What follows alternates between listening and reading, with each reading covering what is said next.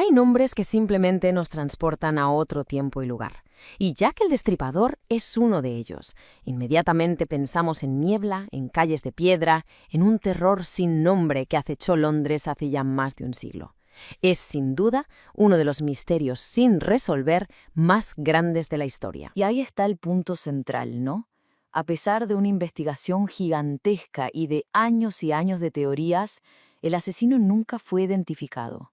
Jamás supimos su nombre. Jamás conocimos su rostro. Así que aquí va la pregunta clave. Si no podemos saber quién era, ¿podemos al menos intentar entender qué era? ¿Es posible, usando las herramientas forenses que tenemos hoy, meternos en la cabeza del asesino más famoso de todos los tiempos? Pues vamos a intentarlo. Y para este análisis no vamos a improvisar. Nos vamos a basar en los escritos y el trabajo del doctor Luis Felipe El-Saili. Él tiene una maestría en ciencias forenses y se ha formado en instituciones de primer nivel, como la Universidad de California y la Complutense de Madrid, e incluso ha colaborado con la mismísima Scotland Yard a través del Colegio Federal de Peritos de México. O sea, tenemos una guía profesional y muy rigurosa para desentrañar este caso. Muy bien. Primero lo primero.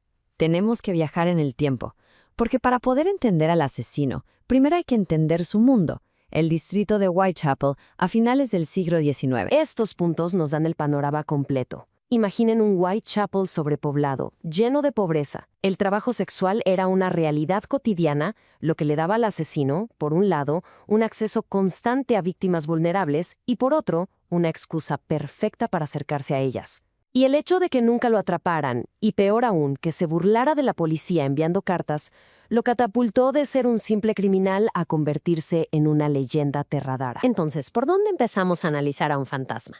Bueno, la primera herramienta que nos presenta el doctor El-Saili es la autopsia psicológica. Y no tiene que ver con el cuerpo, sino con la vida que se apaga. Piénsenlo así, es como ser un detective de la mente. Se trata de recopilar absolutamente toda la información que se pueda sobre una persona para entender cómo estaba mentalmente antes de morir. Generalmente se usa en casos de suicidio, pero en un caso como este, aplicarla a las víctimas nos da pistas importantísimas sobre por qué el asesino las eligió a ellas. Y el proceso es súper detallado, ¿eh? No es solo ver la edad o a qué se dedicaban, es sumergirse de lleno en sus relaciones, sus hábitos, su nivel de estrés, sus miedos, sus sueños. ¿Qué estaba pasando en sus vidas justo en los días y horas antes de que se cruzaran con el asesino? Cada pequeño detalle puede revelar un patrón, una vulnerabilidad que él supo cómo explotar. Ok, ya analizamos a las víctimas. Ahora vamos a lo que hizo el asesino. Porque la escena del crimen es básicamente un lienzo en el que el criminal pinta un retrato de sí mismo. Solo hay que saber cómo leerlo. Primero tenemos el modus operandi, o MO. Esto es lo práctico, lo funcional del crimen.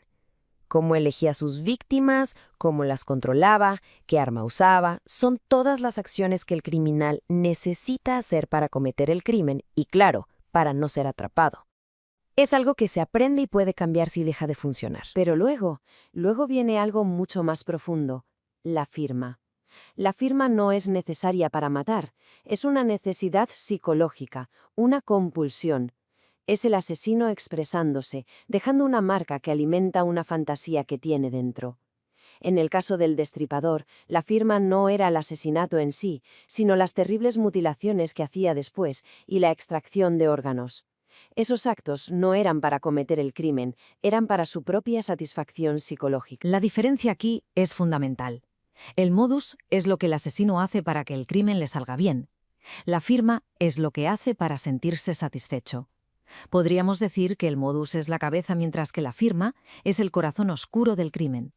Y mientras que un ladrón puede cambiar su MO, de forzar cerraduras a romper ventanas, la firma de un asesino en serie, como la forma en que deja a sus víctimas, tiende a ser inquietantemente consistente. Y a veces la firma va un paso más allá y se convierte en un comportamiento ritual. Aquí es donde la cosa se pone aún más extraña. Son actos que no tienen una lógica aparente, que nacen de fantasías muy específicas del asesino. Los rituales pueden cambiar en sus detalles, pero el tema de fondo, la necesidad que satisfacen, siempre es la misma. Muy bien. Armados con todos estos conceptos, ahora sí podemos empezar a hacernos las preguntas correctas. Las mismas preguntas que se haría un perfilador para empezar a dibujar una imagen de nuestro sospechoso. Esta es la pregunta del millón. qué era funcional en sus crímenes y qué era simplemente una expresión de su psique. Atacar a trabajadoras sexuales por la noche, en la calle, eso era su MO. Pero las mutilaciones, la extracción de órganos, eso apunta directamente a su firma, a una fantasía violenta y muy específica. Aquí es donde volvemos a la primera herramienta que vimos. Si analizamos la vida de las víctimas, ¿hay un hilo conductor? Claro que sí. Todas eran mujeres en una situación de extrema vulnerabilidad, no solo por su trabajo, sino por su lugar en la sociedad. Esto nos dice que el asesino buscaba poder y control absoluto sobre las más desamparadas. La geografía, créanme, es clave.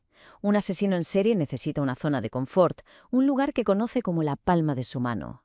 La elección de Whitechapel sugiere casi con toda seguridad que Jack vivía o trabajaba ahí. Conocía los callejones, los horarios, la gente.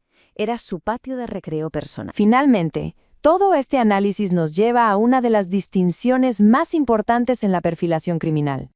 Una que tiene consecuencias directas para la investigación. Y la importancia de esto es enorme. Un asesino organizado planea sus crímenes, es socialmente competente, suele seguir las noticias sobre sus propios actos.